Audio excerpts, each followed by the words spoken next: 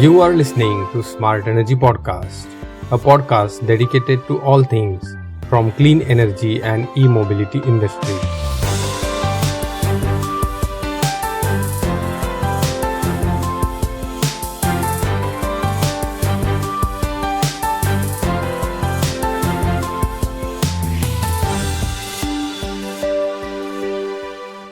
Each episode, we invite key industry leaders, government and policy decision makers, tech innovators, entrepreneurs, and more to explore what's new, what's trending, what's coming up in the industry. The podcast puts the listener to be in the know, trigger important conversations, and provide information for usable action steps. I, Santosh editor of Smart Energy magazine, and your host, welcome you all to the brand new episode of the Smart Energy Podcast. Today, we have on our podcast Mr. Todd Li, President, Asia Pacific, Trina Solar.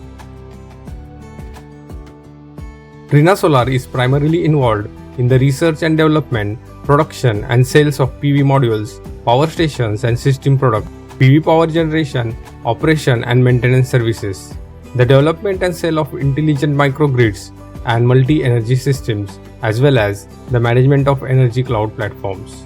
The company has committed to being a pioneer in smart solar energy solutions for a net zero future. Mr. Todd Li is managing Trina Solar's overall business, including the PV modules, Trina Pro, Trina Tracker, and System Solution segments in the Asia Pacific region. Before this, he served as sales director for emerging countries in the Asia Pacific region and led the team to successfully penetrate Thailand, South Korea, Israel, Vietnam, Indonesia, and many other emerging markets with outstanding performance and great leadership skills recognized by the team. We will speak with Mr. Todd Li on Trina Solar's vision for a net zero future and how Trina Solar is driving its response to climate change with the help of technology, innovation, and smart solutions.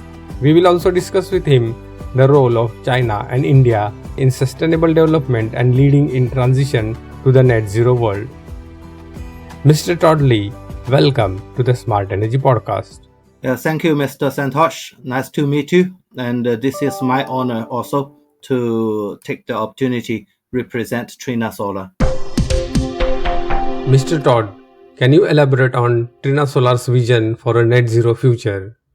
Well, Trina Solar motto, ever since the company was founded back to 25 years ago, has been energy for all, and we have kept to that vision. Our mission is to create a net zero future for all by helping to decarbonize the world through the adoption of solar energy. In order to advocate a net zero future, Trina Solar has been working to see that the manufacturing of our modules is done in a sustainable way through to the end of the product life cycle, which is why we have received the life cycle assessment and the carbon footprint certificate from TUV for all our 210mm P-type modules. Just as Mr. Gao Jifan, our chairman of Trina Solar, mentioned during the Bloomberg ENF Summit in Shanghai earlier in November last year, in order to build a global PV future, it will require innovation and collaboration. We will need the cooperation and support from other key players in the PV industry. Nice to know about Trina Solar's vision and mission, and that the company has been working towards sustainable development, decarbonization, and a net zero future. I would like to understand how is Trina Solar driving its response to climate change with the help of technology, innovation, and smart solutions. At Trina Solar, we are committed to constant innovation and improvement of our products. We understand the urgency for the world to work towards net zero. We are putting in a lot of efforts into research and development. Trina Solar has a strong track record of innovation. This year, we broke the world record for the 25th time by setting the N-type modules. actual efficiency at 24.24%. We achieved these world records because we are at the forefront of new technologies in our industry. With the help of smart components, Trina Solar launched the Energy IoT brand in 2018, established the Trina Energy IoT Industrial Development Alliance together with leading enterprises and research institutes in China and around the world, of course, and founded the new Energy IoT Industrial Innovation Center. The R&D Center facilitates groundbreaking technology innovation and knowledge sharing through collaboration. We believe that climate change is a pressing issue. Therefore, Trina Solar is forging ahead by setting industrial standards like the PERC cell, 210mm large format cells, and N-type cells, as well as constantly improving the efficiency of our modules. Thank you, Mr. Todd, for sharing with our listeners how Trina Solar is working towards achieving a net zero world through technology, innovation, and smart solution. Can you share more details on Trina Solar's association with the Science Based Targets Initiative and the Clean Energy for Earth campaign with WWF China? In 2021, Trina Solar formally joined the Global Science-Based Targets Initiative and signed the Business Ambition for 1.5-degree pledge. This once again emphasizes the company commitment to helping to limit the rise in the global temperature to 1.5 degrees through its own actions to reduce emissions and constant promotion of clean energy. On March 26th this year, we have jointly called together with WWF China for all sectors of society to switch to clean energy. We have encouraged other business to participate in the Clean Energy for Earth campaign by exploring the possibilities of procuring and applying clean energy solutions to their businesses. We have received tremendous support from many organizations and enterprises in China. Companies like IBM, PwC, ZTE, China Machinery Energy Corporation, etc. On December 6th, Trina Solar co-hosted the launch ceremony of the Clean Energy for Earth campaign and the Clean Energy Development Forum. It was noted that the International Renewable Energy Agency predicted that clean energy such as wind and solar will account for over 75% of the world's installed capacity by 2050. We have been discussing about climate change and a net zero world.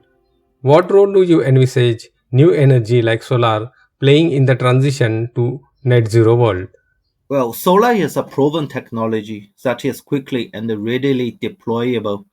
It is also one of the most cost-efficient way to set up. Solar is already playing a major role in helping the world to decarbonize actually. The power output and the efficiency of solar cell technology will continue to increase. We have already entered the 600-watt era of solar cell technology. Moving on, could you quickly summarize Trina Solar's 25-year-long journey of providing smart solar energy solutions to the world and its commitment to the ethos of sustainable development? 10 years ago, the power output of solar modules was about 290 watt, if I was not wrong. Now we have modules that are 670 watt and plus in power output. The huge increase in power output has been achieved thanks to new technology and innovations that we helped to develop. For example, we helped to found and develop PERC cell technology. We are also pioneering the adoption of larger solar cells that use 210 technology.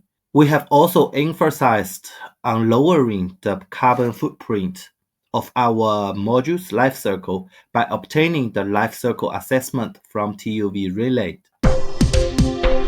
What role do you see China and India playing in sustainable development, technology advancements, promoting solar and leading in transition to the net zero world. China and India are two of the world's largest economies, so each clearly plays a big role in leading the world to transition to a net zero world.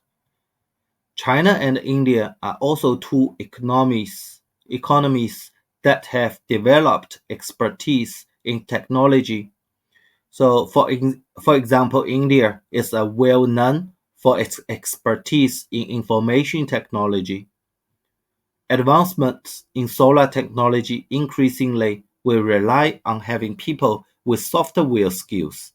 For example, our smart tracker technology that ensures the tilt of the panel is optimized to maximize the panel's light absorption and thus electricity generation, relies on computer programs that analyzes data in real time from sensors, etc. So India will play a very important role in sustainable development and technology advancements thanks to the country's position as a leading global economy with a growing and technology-savvy workforce. Coming to India, can you share your views on the current status of solar industry in India and the policy initiative taken by the central government in India in promoting solar?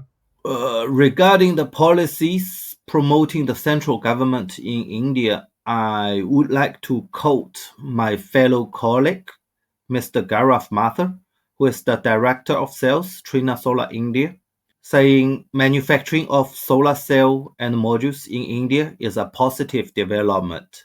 But for India to succeed, it needs to create an industry that is internationally competitive. The only way to achieve that is to have local industry compete internationally from day one. Implementing trade barriers, such as trade tariffs, is not an effective way to develop a global business. It just leads to higher price for Indian consumers. The solar industry in India is looking very promising. As of November 22nd, India has installed a total of 61.96 gigawatt of solar power generation and ranks fifth in the world by BP's statistical review of world energy for solar energy. Trina Solar alone has delivered more than 8 gigawatts of solar modules to India, and much more to come, with India's local manufacturing growing and backed with the support of the government incentives and policies in the coming years. India's supply chain will become more competitive as compared to the other manufacturing hubs in Asia. Finally, can you share with our listeners Trina Solar's roadmap and the role it envisages to play in future? We believe achieving carbon neutrality consists of four critical elements.